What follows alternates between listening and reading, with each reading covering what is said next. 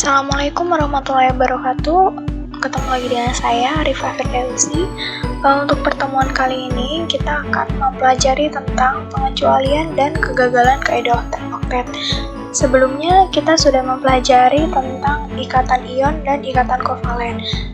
Yang telah kita ketahui, suatu unsur dia membentuk ikatan dengan unsur yang lain untuk membentuk senyawa.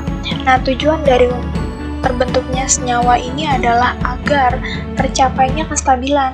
Nah, untuk kestabilan itu sendiri, suatu atom harus memiliki elektron valensi seperti gas mulia, yaitu susunan yang duplet atau oktet. Duplet khusus untuk helium dan oktet neon dan seterusnya.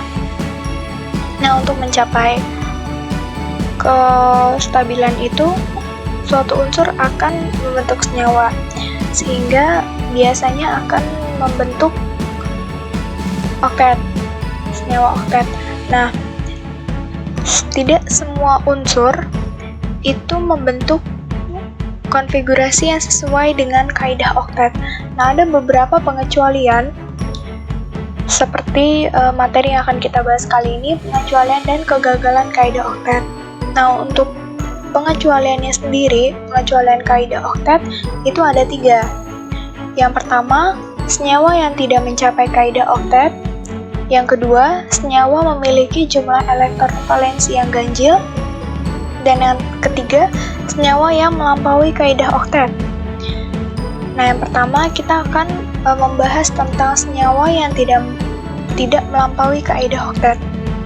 Nah, senyawa yang tidak melampaui kaidah oktet ini itu biasanya senyawa yang atom pusatnya memiliki elektron valensi kurang dari 4. Misalnya seperti BCl3. Nah, atom pusat dari BCl3 ini itu B atau boron. Boron yang memiliki elektron valensi 3 ini dia akan berikatan dengan 3 atom Cl, karena di sini kita contohnya adalah BCl3.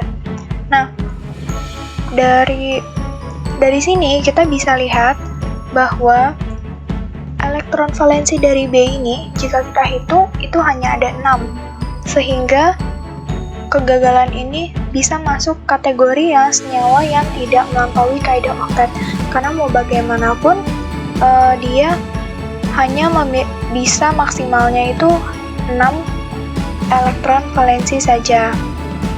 Nah, untuk pengecualian yang kedua itu senyawa yang memiliki elektron valensi ganjil. Nah, misalnya di sini adalah senyawa NO2. Senyawa NO2 ini memiliki atom pusat N. Nah, N ini berada di golongan kelima. Seperti yang kita ketahui bahwa atom yang berada di golongan kelima ini memiliki elektron valensi 5, seperti yang saya tulis. Nah, atom N ini dia 2 elektronnya akan berikatan dengan 2 elektron milik oksigen. Sedangkan 2 elektron lagi itu diberikan kepada oksigen.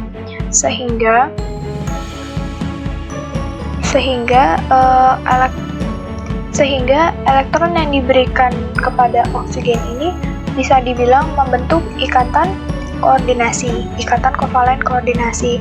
Nah, elektron valensi N ini bisa kita lihat, jadinya dia elektron valensinya itu 5. Kenapa 5? Karena elektron yang dia miliki itu sisa 3, karena tadinya 5, terus diberikan ke O2, jadi sisa 3, ditambah 2 elektron dari oksigen yang dipakai bersama dengan N, sehingga elektron valensinya hanya 5.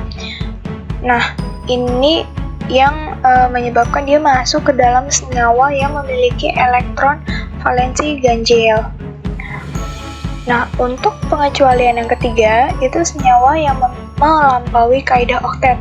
Nah, untuk senyawa yang melampaui kaidah oktet ini biasanya terjadi pada unsur periode ketiga. Misalnya seperti PCl5. Nah, P ini dia memiliki elektron valensi 5. Memiliki elektron valensi 5 yang masing-masing elektronnya itu akan berikatan dengan Cl. yang membutuhkan 1 elektron, sehingga elektron valensi dari P ini adalah 10, karena P sendiri memiliki 5 elektron valensi ditambah dengan 5 elektron yang dipakai bersama Cl. Seperti itu, jadi elektron valensinya 10 dan melampaui kaidah oktet yang seharusnya adalah 8. Nah, yang terakhir adalah kegagalan kaidah oktet. Biasanya, kaidah oktet ini gagal meramalkan rumus kimia dari unsur transisi dan post-transisi. Apa sih post-transisi itu?